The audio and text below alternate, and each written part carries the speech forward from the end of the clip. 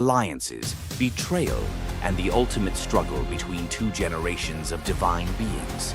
Stay with us as we dive into the myth of the Titanomachy, Zeus's role in overthrowing the Titans, and the secrets that shaped his reign.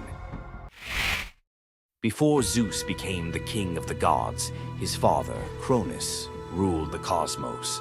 Cronus was the youngest of the Titans, a race of primordial deities born of Uranus, the sky, and Gaia, the earth. The Titans were immensely powerful, but also deeply flawed. Cronus had gained power by overthrowing his own father, Uranus, in a brutal act of betrayal. But just as Cronus had betrayed his father, a prophecy loomed over him, warning that one of his own children would overthrow him. To prevent this, Cronus took a horrifying precaution. He swallowed each of his children as they were born, imprisoning them in his stomach for eternity. But Gaia, the ever-watchful mother of the gods, wasn't about to let this happen again. When Rhea, Cronus's wife, gave birth to Zeus, Gaia devised a plan. Rhea tricked Cronus by handing him a stone wrapped in swaddling clothes, which he swallowed, believing it was his newborn son. Meanwhile, Zeus was spirited away to a hidden cave on the island of Crete, where he was raised in secret.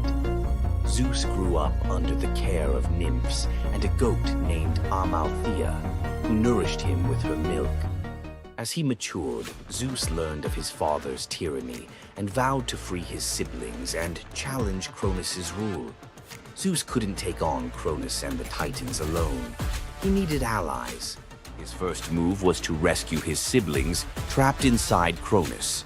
With the help of the goddess Metis, Zeus tricked Cronus into drinking a potion that caused him to vomit up his children: Hestia, Demeter, Hera, Hades, and Poseidon, fully grown and ready for battle. Now united, the 6 Olympian siblings declared war on Cronus and the Titans. But the Titans were powerful, and the war, known as the Titanomachy, would rage for 10 years with no clear victor. Realizing they needed an advantage, Zeus turned to the most unlikely of allies, the Hecatonchires and the Cyclopes. These were monstrous children of Gaia and Uranus, imprisoned in Tartarus by Cronus out of fear of their immense power.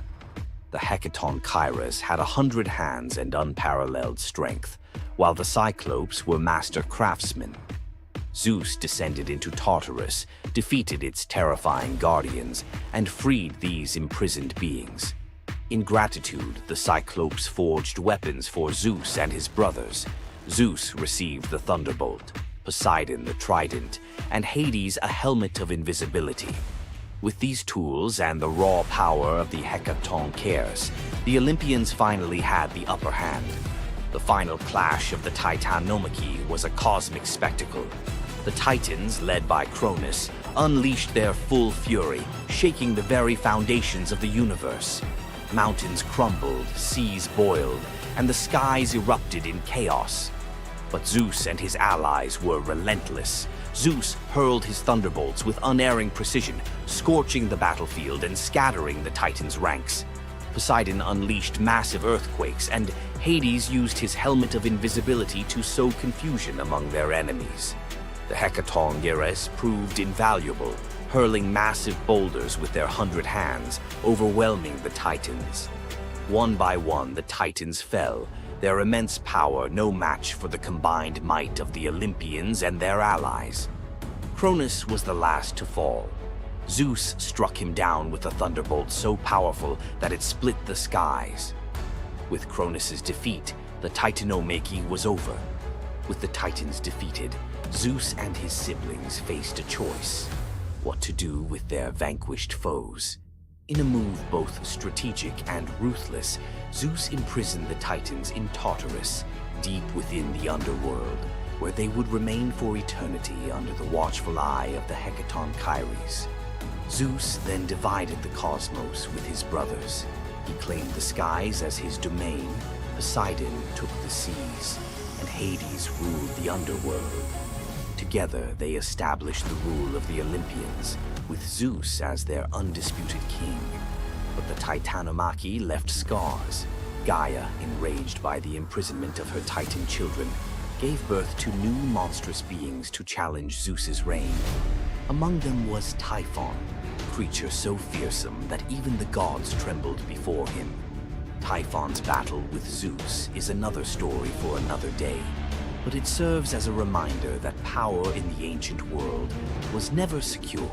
Zeus's rise to power marked the beginning of a new era, but his reign was anything but peaceful. While he was the king of the gods, his rule was marked by constant challenges, from rebellious mortals to jealous deities and his own unquenchable desire for love and control. Zeus was both a protector and a tyrant, a figure who inspired awe and fear. His thunderbolts were a symbol of justice, but they were also a tool of destruction. He fathered countless children, both mortal and divine, and his many affairs often sparked conflict among the gods.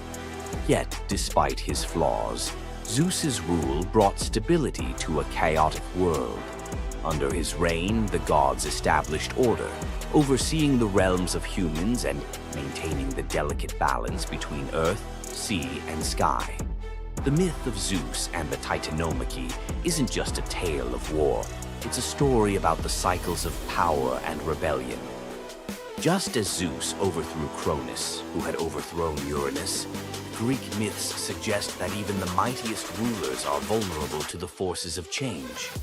Zeus's story reminds us that leadership comes with its own set of challenges.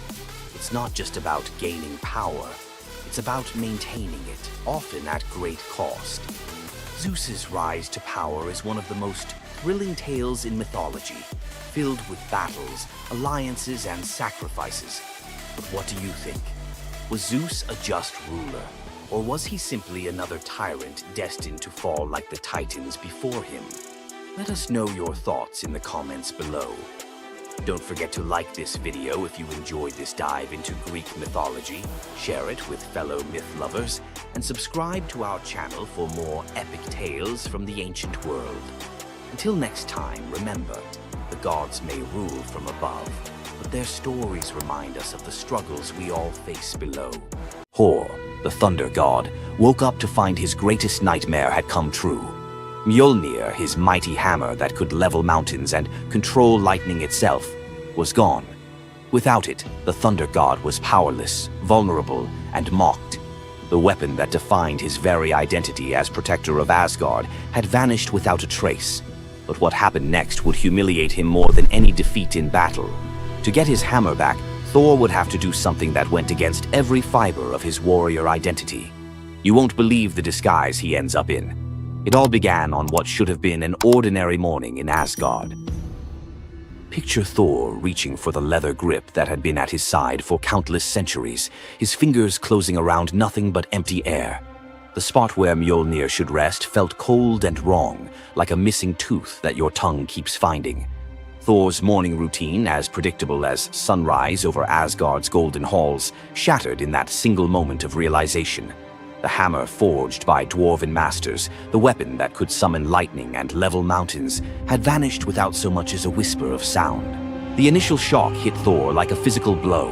His hand remained suspended in space, still reaching for what wasn't there. Then panic crept in, cold and relentless. He let out a blood-curdling roar of sheer rage, the whole palace trembling. Without Mjolnir, he was powerless, vulnerable, and mocked, stripped of the weapon that made him Asgard's primary defender. The enemies that prowled the borders of the Nine Realms knew about his mighty hammer. They counted on Thor's strength to keep them at bay. Now that strength was gone. Word spread through Asgard's halls faster than wildfire. The other gods gathered in emergency council, their faces grave as they grasped the full scope of the crisis. Odin's ravens had brought no news. The watchmen at the gates had seen nothing. Mjolnir had simply disappeared, as if it had never existed at all. The assembled gods understood what Thor's loss meant for their realm. Asgard stood vulnerable, its greatest protector reduced to a shadow of his former self. Loki stepped forward through the crowd of worried gods, his familiar, cunning smile playing at the corners of his mouth. He offered to investigate the theft using his shape-shifting abilities, volunteering to venture where other gods could not go undetected. The council accepted his proposal immediately, desperate for any lead in their search. Thor watched his brother prepare for the mission, knowing that Loki's success or failure would determine his own fate. Loki first borrowed Freya's magic feathered coat, allowing him to fly in falcon form to Jotunheim without raising alarms. Each dead end pushed Thor deeper into desperation. He imagined facing his enemies defenseless, their laughter echoing as they realized the thunder god carried no thunder. The trail finally led to the most dangerous territory of all, Jotunheim, the realm of the giants. Loki strode into the council chamber with the confident gait of someone who had solved a mystery, but his expression carried an ominous weight. The giant Thrym, lord of the frost giants, had openly boasted about his theft from his massive throne of ice and stone. He had buried Mjolnir 8 leagues beneath the frozen earth of his realm, thrice deeper than any giant's hall, he claimed, placing it where even Thor's strength would be useless. Thrym had what he thought was a simple demand for the Norse gods. He wanted the beautiful goddess Freya as his bride in exchange for the hammer's return. The giant had fixated on her legendary beauty and grace, convinced that possessing both Mjolnir and the goddess of love would make him the most powerful being in all the 9 realms. His arrogance knew no bounds as he described his elaborate wedding plans to Loki, speaking of golden halls and feasts that would last for weeks. Thrym believed the gods had no choice but to accept his terms.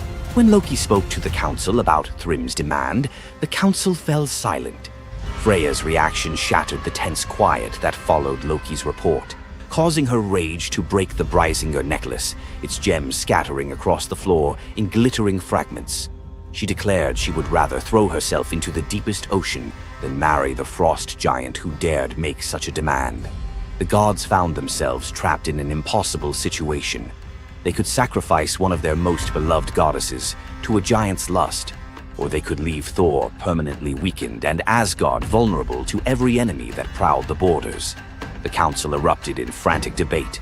Some suggested launching a full assault on Jotunheim, but Thrym's fortress was impregnable and his army vast. Others proposed trickery or negotiation, but every path led to either devastating war or humiliating surrender. Heimdall, the far-seeing guardian who watched over the Rainbow Bridge, had remained silent throughout the heated discussions. When he finally spoke, his words stopped every conversation in the hall. His suggestion was so outrageous, so completely unthinkable, that even Loki's jaw dropped open in shock. The gods stared at Heimdall as if he had lost his mind, but they were out of other options.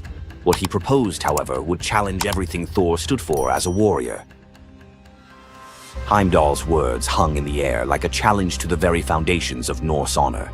The far-seeing god had suggested that Thor disguise himself as a bride and infiltrate Thrym's wedding feast to recover Mjolnir. He spoke with calm authority, tie housewife's keys about his waist, and pin bridal jewels upon his breast. The idea was so fundamentally opposed to Norse concepts of masculine honor that Thor's initial response shook the very walls of Asgard. He declared the plan preposterous and swore he would never hear the end of it if word spread that the Thunder God had dressed as a woman. The assembled gods watched in tense silence as their mightiest protector wrestled with a challenge that could not be solved through brute force or lightning strikes. They had already considered launching a full assault on Jotunheim, but Thrym's fortress was impregnable and his army vast. No other choice remained. Thor paced the hall like a caged wolf, his massive fists clenched as he grappled with the impossible choice between his warrior's pride and his duty to protect Asgard. Every instinct in his body rebelled against the idea of abandoning his identity as a fearsome warrior to play the role of a delicate bride. Loki stepped forward with barely contained excitement, volunteering to accompany Thor as his maidservant. The trickster god's eagerness to participate in this elaborate deception revealed his true nature. While Thor struggled with the concept, Loki was already plotting the specifics of costumes, mannerisms, and the lies they would need to maintain throughout their dangerous mission. The transformation began with layers of bridal linen draped over Thor's massive frame. Servants brought forth delicate jewelry, housewife's keys that symbolized domestic authority, and a dainty hood for his head. Finally came the precious necklace of Brysinger. Each item added to the disguise felt like another blow to Thor's warrior identity. When he finally looked at his reflection, the god of thunder saw an unconvincing bride staring back at him. Thor finally accepted the plan because no alternative existed. The unlikely pair prepared to set off for enemy territory, where their deception would face its ultimate test among giants eager to celebrate their lord's triumph. The great hall of Thrym's fortress buzzed with excitement as giants gathered to witness their lord's marriage to the most beautiful goddess in all the 9 realms. Thor sat at the high table in his bridal disguise, surrounded by massive frost giants who raised their drinking horns in celebration. The feast spread before them displayed the giants' wealth and power. Roasted oxen filled enormous platters, fresh salmon gleamed on silver dishes, and barrels of mead stood ready to fuel the night's festivities. Thor's legendary appetite struck like a thunderbolt.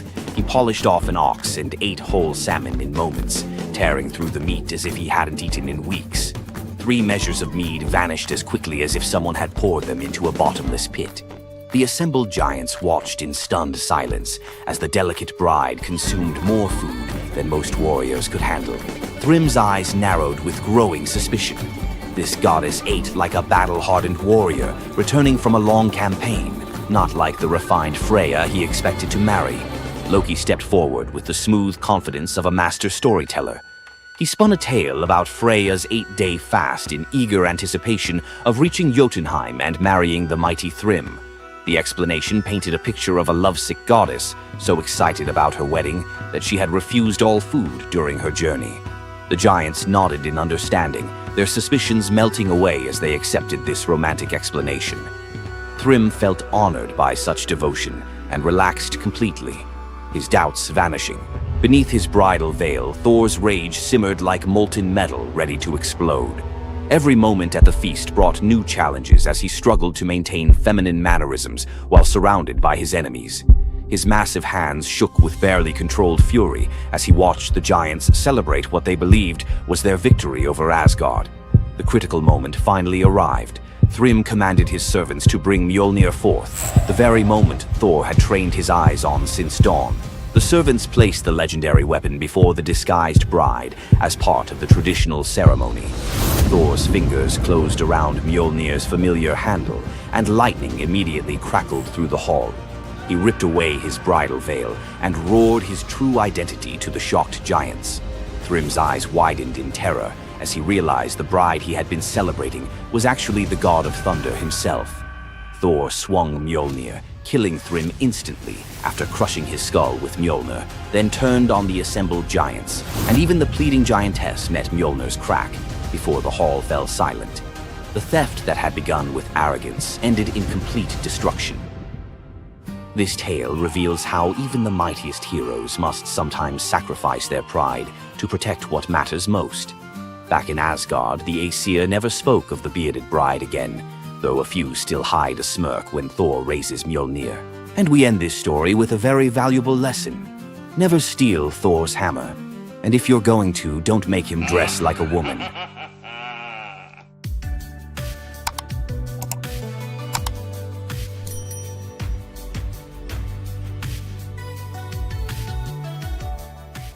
You thought fairy tales were magical.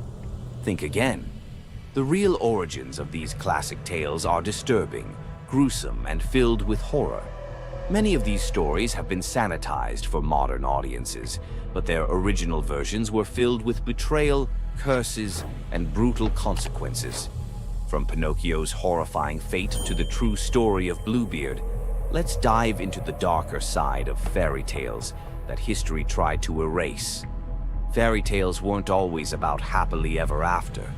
Many of them were cautionary tales, warning of real dangers, human cruelty, and supernatural horrors. One, the original Pinocchio, a gruesome fate. Before Disney made him a lovable puppet, Carlo Collodi's original Pinocchio was a terrifying little troublemaker. Instead of learning his lesson, he was hanged from a tree by a group of bandits, left to suffocate as a punishment for his misdeeds. 2. Bluebeard, the serial killer's tale. Bluebeard was not a misunderstood nobleman. He was a full-blown serial killer. In Charles Perrault's version, Bluebeard marries multiple women and forbids them from entering one locked room. When his latest wife disobeys, she discovers the corpses of his past wives hanging from hooks. He nearly kills her too, but she's saved at the last second by her brothers. Some believe this gruesome tale was inspired by real-life figures like Gilles de Rais, a nobleman convicted of horrific crimes. 3. The Pied Piper, a tale of mass disappearance. The Pied Piper of Hamelin was not just about a man who played music to lead away rats, he also took the children. In some versions, the town refuses to pay him for his services, so he takes revenge by luring all of their children into a cave, where they are never seen again. Historians believe this could be based on a real event, where an entire group of children from Hamelin mysteriously vanished in the Middle Ages. 4. Rumpelstiltskin, a vengeful trickster. In the original versions of Rumpelstiltskin, when the young queen guesses his name, he doesn't just leave. He flies into a rage so intense that he tears himself in half. In some versions, he stomps on the ground in fury, falling into a pit and disappearing forever. His obsession with taking the queen's child has led some to believe he wasn't just a trickster, but something far darker. 5. The Robber Bridegroom, a wedding night nightmare. This lesser-known grim tale tells the story of a young woman forced to marry a wealthy man. Suspicious of her husband-to-be, she follows him to his home, only to discover that he and his band of robbers murder and eat women. She watches in horror as they butcher a young girl, cutting her into pieces. Luckily, she escapes and exposes them, leading to their execution. 6. The Juniper Tree, a tale of cannibalism and revenge. One of the most horrifying grim fairy tales, The Juniper Tree tells of a stepmother who decapitates her stepson, cooks his body, and feeds it to his unsuspecting father. The boy's sister buries his bones under a juniper tree, and from the tree the boy returns as a vengeful spirit, transforming into a bird and dropping a millstone on his stepmother, crushing her to death. 7. The Girl Without Hands, a story of betrayal and survival. In this disturbing fairy tale, a poor man accidentally sells his daughter to the devil in exchange for wealth. When she resists the devil's temptations, her own father chops off her hands to fulfill the bargain. Eventually, she escapes, gains magical silver hands, and finds a happier fate, but not before enduring unimaginable suffering. Why were these stories so disturbing? Fairy tales weren't just for children. They were warnings, morality lessons, and sometimes outright horror stories meant to instill fear and obedience. Over time, many of them were altered, softened, or rewritten to make them more acceptable. Which of these dark fairy tales shocked you the most? Want to uncover more forgotten stories and chilling legends? Subscribe now and dive into the forgotten history of fairy tales. You've heard of a goddess whose beauty was unmatched. But what if I told you that her beauty wasn't what it seemed? In fact, her allure led to some of the darkest consequences in ancient myth. This goddess, adored by many, held the power to captivate anyone with a mere glance. She was so beautiful that her charm could sway the gods, kings, and mortals alike. But this beauty came with a deadly price. The goddess we're talking about is none other than Aphrodite, the Greek goddess of love and beauty. While she is often depicted as the epitome of grace, sensuality, and allure, her beauty was more of a curse than a gift. Aphrodite's powers extended beyond just physical beauty. Her charm was irresistible, but it came at a cost. Her very presence could bring turmoil. Many heroes and kings fell victim to their obsession with her. Take Paris, for instance. His decision to choose Aphrodite as the fairest of the goddesses set in motion the events that led to the Trojan War. His desire for her beauty caused the death of thousands and the fall of Troy. But Aphrodite's beauty didn't just destroy men, it could break gods too. The tale of her and Ares, the god of war, exemplifies this. While Aphrodite was married to Hephaestus, the god of blacksmiths, her passionate affair with Ares led to chaos among the gods. Her beauty wasn't just about attraction, it caused jealousy, betrayal, and ultimately destruction. Despite her dazzling appearance, Aphrodite was also a figure of deceit and destruction, proving that beauty, when it holds such power, can be dangerous. It's no wonder the ancient Greeks warned that appearances can be deceiving. Aphrodite's beauty may have dazzled the world, but her story teaches us that sometimes what's on the surface can mask a much darker reality. So, was Aphrodite's beauty a blessing or a curse? The myths suggest that beauty, when wielded by the gods, is never what it seems. If you want to uncover more hidden truths about gods and goddesses from the ancient world, hit that subscribe button. There's so much more to explore in these captivating stories of the past. Athena, the goddess of wisdom, war, and strategy, was one of the most powerful deities in Greek mythology. Feared by enemies, honored by heroes, and even challenging Zeus himself, Athena's legacy shaped legends, wars, and the very foundations of civilization. But was she truly a goddess of justice, or was there a darker side to her wisdom? Let's dive into the real story of Athena. Athena wasn't born like other gods. She burst fully grown from Zeus's head, armed with a spear and shield, a goddess of war and wisdom from the very start. But her story is more than just divine power. It's one of strategy, conflict, and influence that shaped the Greek world. The protector of heroes, Athena wasn't just a warrior. She was a tactician, a guide, and the ultimate ally to heroes. She helped Odysseus outwit the gods, gave Perseus the shield to defeat Medusa, and was the unseen force behind many Greek victories. The battle for Athens, Athena and Poseidon competed for control of the greatest city in Greece. Poseidon offered a mighty ocean, but Athena gave the olive tree, a symbol of wisdom and prosperity. The people chose her gift, and Athens was named in her honor. The merciless judge? Athena may have been wise, but was she just? When Medusa was assaulted in her temple, Athena didn't punish Poseidon, she punished Medusa, turning her into a monster. Later, she created the first court of law, showing her power wasn't just in battle, it was in justice, law, and politics. Wisdom and war, always balanced. Unlike Ares, the god of chaos and bloodshed, Athena's warfare was tactical, calculated, and precise. She was the goddess of the battlefield, but also the goddess of philosophy, craftsmanship, and knowledge, a balance between violence and intelligence. Her lasting legacy, Athena's symbols, the owl, the shield, and the olive tree, still represent wisdom, strategy, and peace today. The Parthenon, her great temple, still stands, and her influence can be seen in modern philosophy, war strategy, and even democracy itself. Athena wasn't just a goddess of wisdom. She was a warrior, a ruler, and a force that shaped civilizations. But was she truly wise, or just the ultimate strategist who always got her way? Want more deep dives into legendary gods and goddesses? Subscribe now and uncover the myths and realities of ancient deities.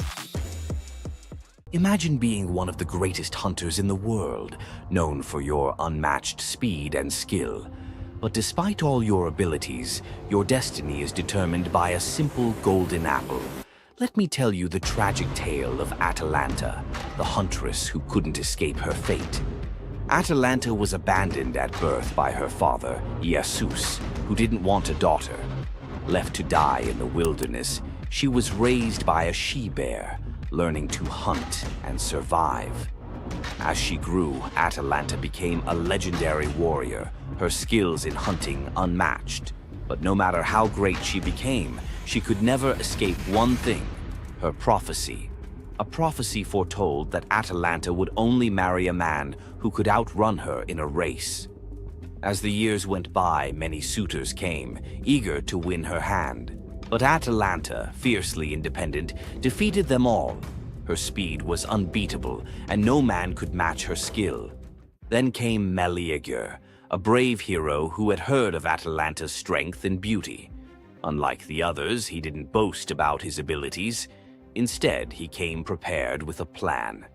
Meleager, knowing Atalanta's curse, asked the goddess Aphrodite for help.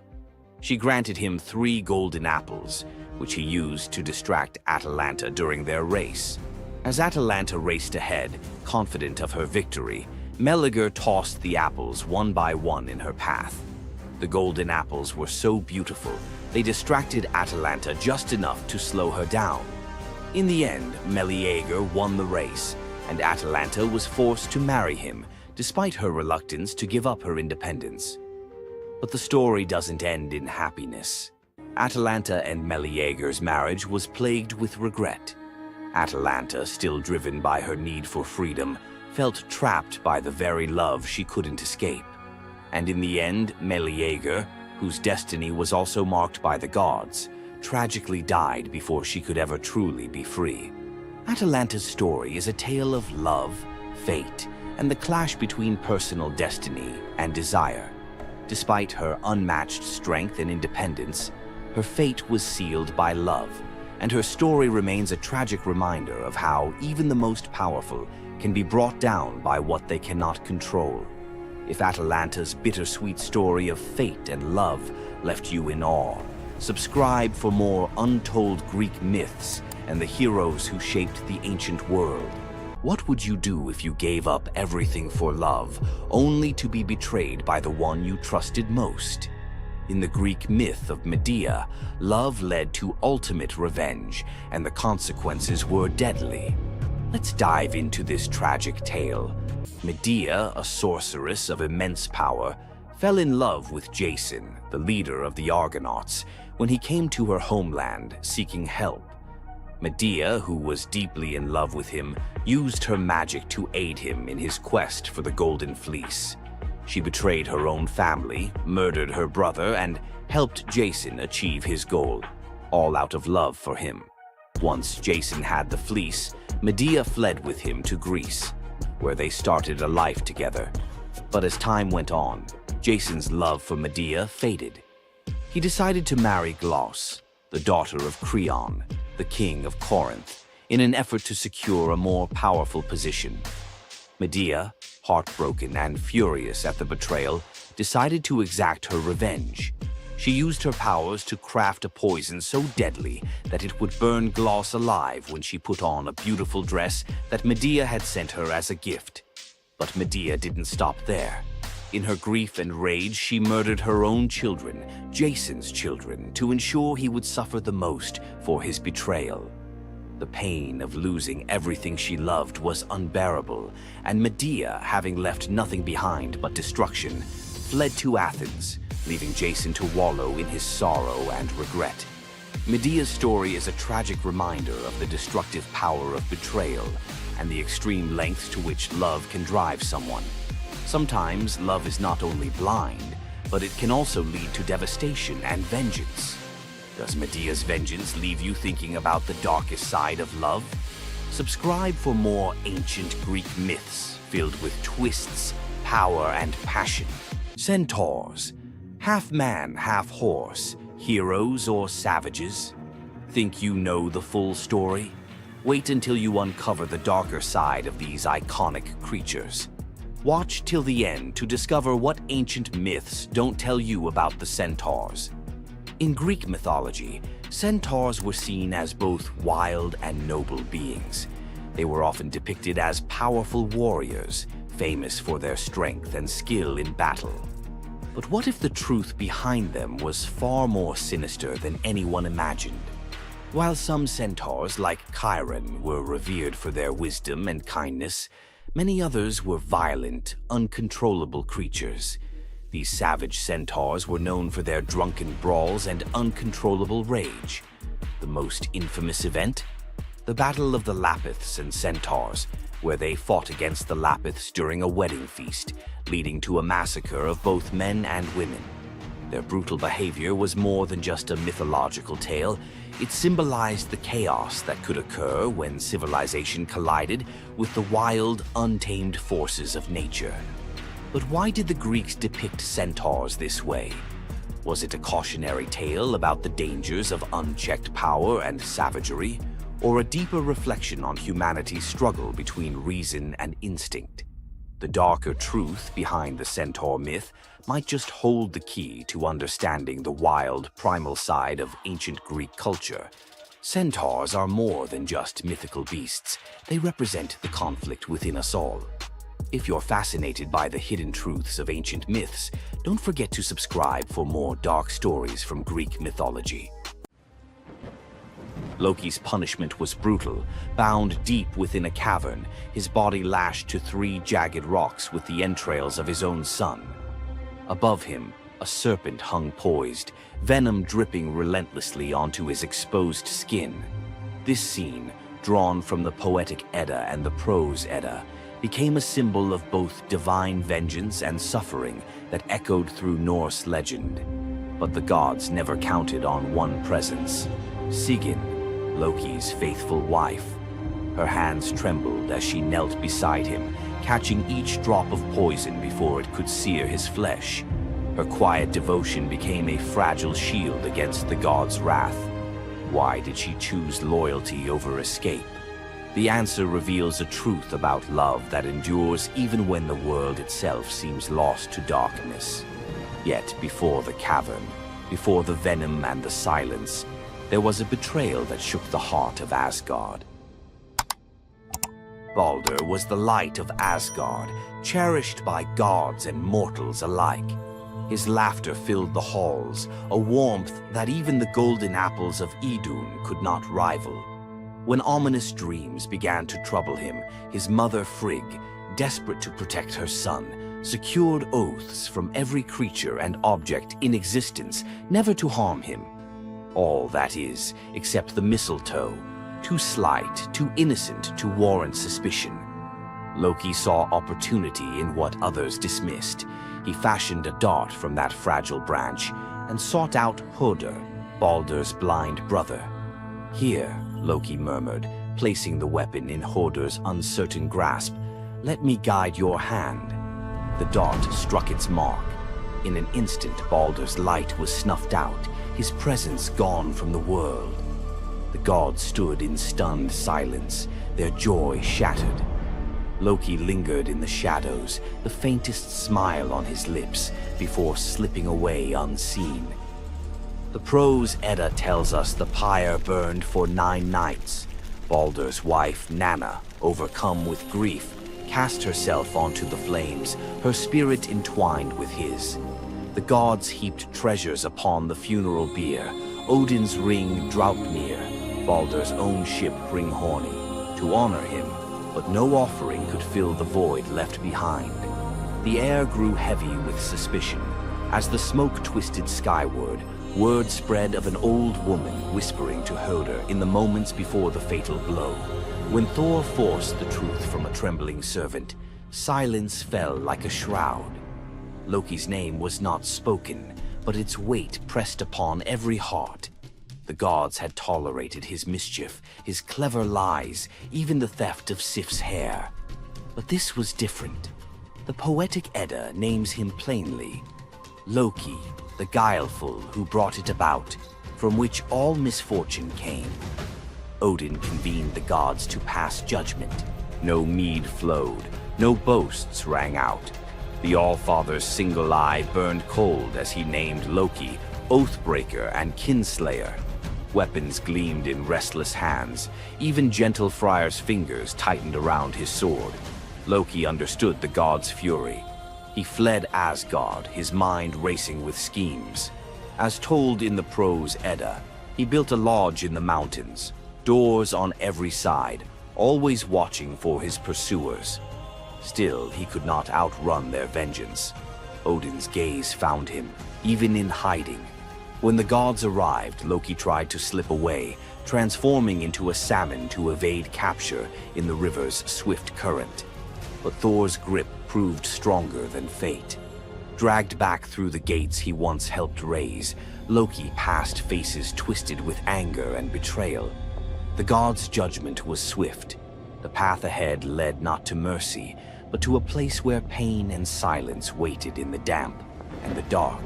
They forced Loki into the heart of the earth, a cavern where the air pressed cold and heavy, and every sound echoed off stone walls, slick with damp.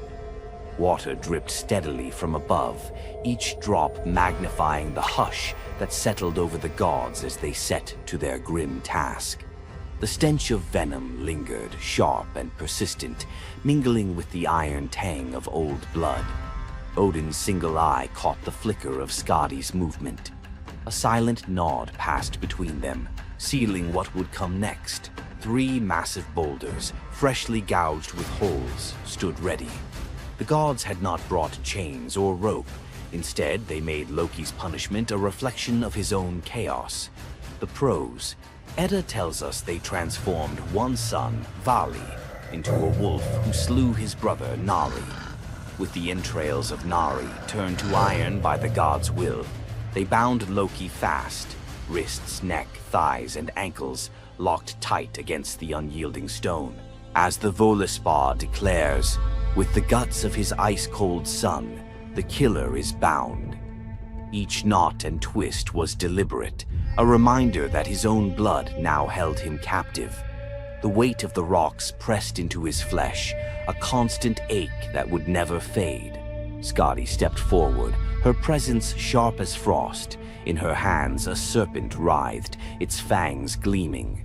She fixed the creature to a stalactite directly above Loki's face. "For Balder," she said, her voice steady and cold. The serpent's jaws parted, and a bead of venom gathered at its tip. It hung for a moment, then fell. Loki's scream reverberated through the cavern, his body arching in agony as the venom burned into his skin. The pain was relentless, searing into bone, and the world above felt its echoes, earthquakes shaking Midgard, rivers shifting, the roots of Yggdrasil quivering. The gods watched in silence, their faces unreadable. Justice, they believed, had been served.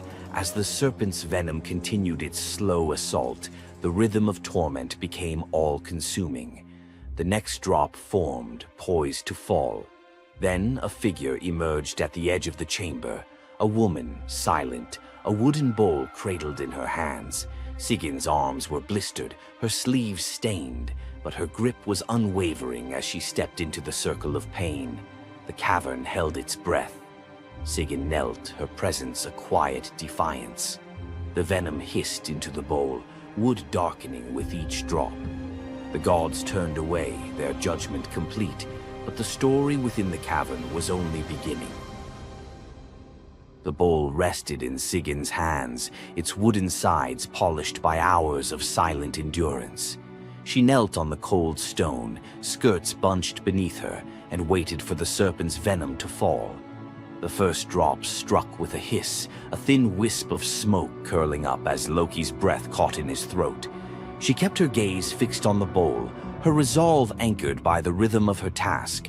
Time unraveled in the cavern, marked only by the relentless cadence of the venom. Drip, catch. The liquid sizzled as it struck the wood, the heat seeping through Sigyn's calloused palms. Each shift of her grip was subtle, a quiet adjustment to keep the bowl steady as her arms ached. Above, the serpent's shadow twisted over the stone, its coils unmoving, its venom gathering in slow, deliberate drops. Loki whimpered, bracing for pain that had become his constant companion.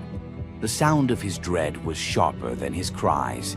The air hung heavy with the stench of scorched flesh and the metallic sting of poison. The darkness pressed in, broken only by the faint glimmer of Sigyn's tears as they mixed with venom in the bowl, each drop a testament to her resolve.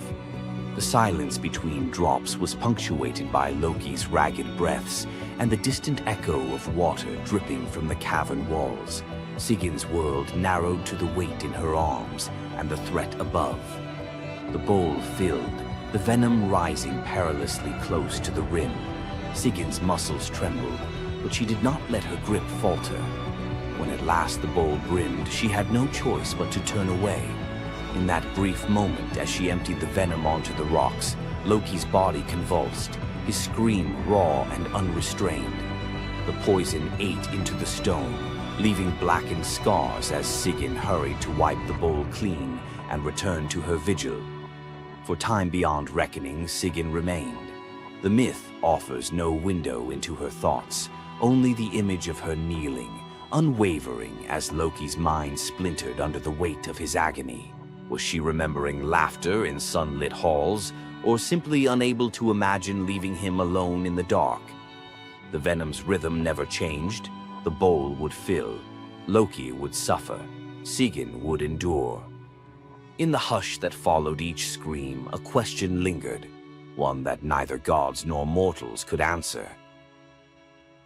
Love in the dark was never simple. While the gods turned away, Sigyn remained, her presence reshaping the meaning of Loki's punishment. His betrayals had echoed through Asgard, yet her loyalty was a force the gods never expected. The Eddas offer no window into Sigyn's thoughts, recording only her actions. Blistered hands, a steady bowl, venom caught before it could sear flesh.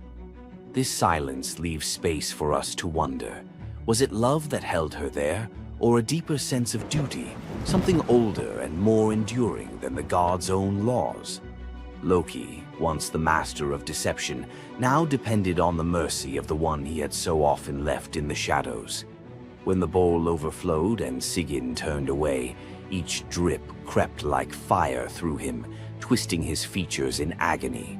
His eyes, when they met hers, flickered with both gratitude and resentment. He needed her, but the venom's torment mingled need with bitterness. Still, Sigyn returned every time, catching the next drop before it could fall. The myths do not say what passed between them in those moments, only that she stayed, her resolve unbroken. Scholars often call Sigyn the embodiment of loyalty, the ultimate symbol of spousal devotion. Yet, her sacrifice was more than an act of love. It was a quiet rebellion. By kneeling in the cavern, she defied the gods' vision of justice. Odin had crafted Loki's punishment to be absolute, to break him alone in the dark. Sigyn's refusal to abandon her husband became a shield, her presence a silent protest that denied the gods complete victory. The Eddas never assign her a motive, leaving modern readers to fill the silence with their own questions and interpretations. Was her endurance an act of compassion, or a challenge to the order imposed by the gods? Each drip marked the passage of time, each bowlful a measure of suffering and steadfastness. Loki's laughter, once quick and sharp, faded into broken gasps. His words, sometimes curses, sometimes pleas, found no purchase. Sigyn's hands grew raw and ruined, but she did not falter. The cycle of pain and mercy continued, unbroken. In the end, it was not just Loki who endured the gods' punishment. Sigyn's vigil transformed it, turning isolation into a shared ordeal. In the darkness, her silent defiance and unwavering love became part of the myth, a testament to the power of presence, even when the world has turned away. Sigyn's vigil stands as one of Norse myth's quiet marvels, a steady presence in the shadows, her strength measured not in battle, but in endurance beside the one the gods condemned. As Loki writhed beneath the venom's relentless burn, Sigyn's hands never wavered. The Eddas remember her not for words or deeds of glory, but for the silent rhythm of her care. Her story reminds us that sometimes love endures in darkness. Sigyn's vigil continues until the twilight of the gods, Ragnarok, whenever that may come. Would you have stayed? If Sigyn's silent strength moved you, let us know in the comments or share your favorite Norse hero below. Ever wondered what it would be like to walk through the ancient world and encounter mythical creatures from Greek mythology? Get ready to meet the beasts that shaped legends. In Greek mythology, creatures were more than just beasts. They were symbols of the forces of nature, God's will, and humanity's struggle with the unknown. From the terrifying Minotaur lurking in the labyrinth to the mesmerizing sirens luring sailors to their doom, these creatures were as captivating as they were dangerous.